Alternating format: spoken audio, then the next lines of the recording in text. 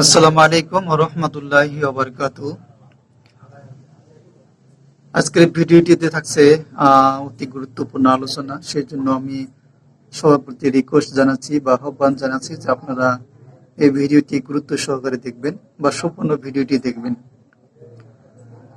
আমি একটা নিউজ চ্যানেলে জড়িত দেখতে পারলাম যে 3 ঘর মিয়ার কারণে বা মিয়া মুসলিমদের কারণে 18 ঘর অহমিয়া থাকতে পারতেছে না। আসলে এই একটা অভিযোগ, জানি না অভিযোগটি সাচা না মিছা। তো আমার মনে হচ্ছে যে আসলে একটা সাজানো অভিযোগ বা বানানো অভিযোগ। আমি বিশ্বাস করতে পারতেছি না, বিশ্বাসে নিতে পারতেছি না।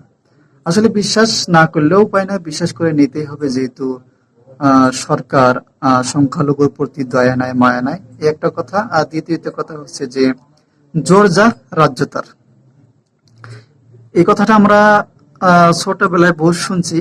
আসলে প্র্যাকটিক্যালি ভাবে দেখা হয় না, কিন্তু মাননীয় শ্রী ডক্টর হিমন্ত বিশ্ব শর্মার রাজত্বকালে আমরা দেখতে পারতেছি যে হয় জোর যার রাজ্য তার।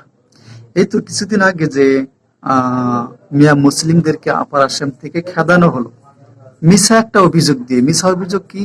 যে বাংলাদেশে মূলক মুসলিম, এই একটা মিছা অভিযোগ বা ফালতু অভিযোগ।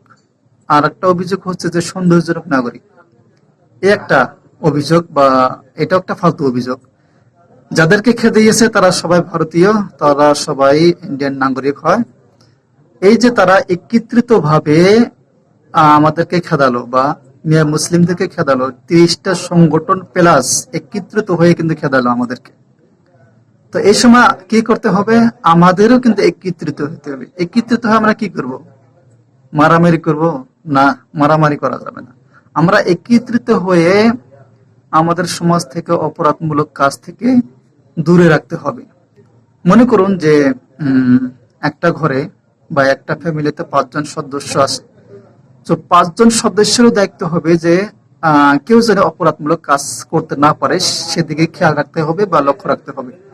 তারপর গ্রামের মান্যগণ্য ব্যক্তি যারা আছেন বা যারা শিক্ষিত উচ্চ শিক্ষিত যারা আছেন তাদেরকে এটা দায়িত্ব নিতে হবে যে আমাদের গ্রাম থেকে কোন একটা অপরাধমূলক কাজ যাতে করতে না পারে কেউ, সেদিকে লক্ষ্য রাখতে হবে। তারপর হচ্ছে যে আলিম উলামারা বা মাওলানা মৌলভী যেটা বলেন না কেন, তাদের প্রতিও এটা দায়িত্ব থাকবে যে কমসে কম মাসে একবার হলেও শুক্রবারে দিনে বা নামাজের আগে বা হোক বা পরে হোক একটা বয়ান রাখতে হবে যে না, আমরা অপরাধমূলক কাজ থেকে কিভাবে বিরত থাকতে পারি বা কিভাবে অপরাধমূলক কাজ না করতে পারে সেই সেই বিষয়ে সজাগ করতে হবে বা সেই বিষয়ে একটা আলোচনা করতে হবে। তারপরে হচ্ছে যে আমরা একত্রিত হবে। একত্রিত হয়ে আমরা কি করব? আমরা একত্রিত হয়ে যারা গরিব আছে তাদেরকে হেল্প করতে হবে, সাহায্য করতে হবে। এখন দ্বিতীয়ত কথা হচ্ছে যে আমরা একত্রিত হয়ে আমাদের ছেলে মেয়েদেরকে মানুষ করতে হবে, অর্থাৎ পড়াইতে হবে ভালোভাবে, সুশিক্ষিতা দিতে হবে, সুশিক্ষিত অর্জন করতে হবে। কারণ আপনার ছেলে মেয়ে যদি সুশিক্ষিত অর্জন করতে পারে, ভবিষ্যতে তারা একটা ভালো একটা কিছু করে খাইতে হবে। আমরা সবাই বাবা চাই যে আমার ছেলে সন্তানরা ভবিষ্যতে ভালো থাকুক বা ভালো চলুক, এটাই আমরা চাই। যদি এটাই চাই তাহলে আমাদেরকে করতে হবে যে আমাদের ছেলে সন্তানকে ভালোভাবে মানুষ করতে হবে বা ভালোভাবে সুশিক্ষিতা দিতে হবে।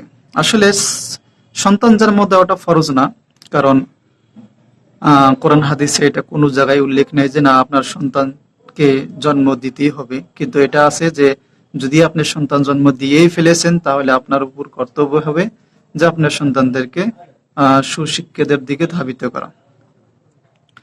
এখন একত্রিত হয়ে আমরা কি করব? একত্রিত হয়ে এটাই করব যে যে বাচ্চার মেধা আছে বা যার মার্ক ভালো আছে, হয়তো মেট্রিক পাস করলো, মেট্রিকে দেখা যাচ্ছে যে রেজাল্ট ভালো, এখন ভালো রেজাল্ট থাকা সত্ত্বেও সে গরিব বা পড়তে পারতেছে না, পড়াইতে পারতেছে না, হয়তো ভালো একটা কলেজে ভর্তি করতে পারতেছে না, তাহলে এখানে আমাদেরকে একত্রিত হতে হবে। যদি আমরা 5 লাখ মুসলমান, এখন তো আমরা কম বেশি সবাই মোবাইল ইউজ করি, আর যদি মোবাইল ইউজ করি সবার মোবাইলে জিপে হোক বা ফোন পে হোক এগুলো আমরা ইউজ করি, বা পেটিএমে হোক, যাই হোক যে ধরনের আমরা অ্যাপস ইউজ করি।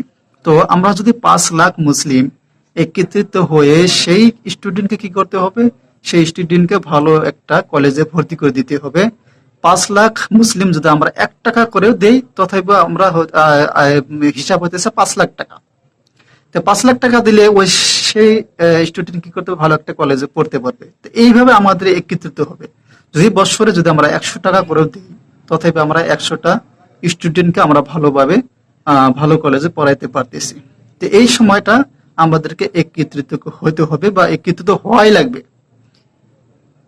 তারপরে কথা হচ্ছে যে এই যে এখানে একটা এই সময় যে একটা আহ যারা শ্রমিক আছেন, তাদেরকেও আমি রিকোয়েস্ট করব যে আসলে আপনাদের যেখানে লাইফের ঝুঁকি আছে সেখানে যাবেন না, আর যেখানে লাগে লাইফের ঝুঁকি নেই সেখানে যাবেন।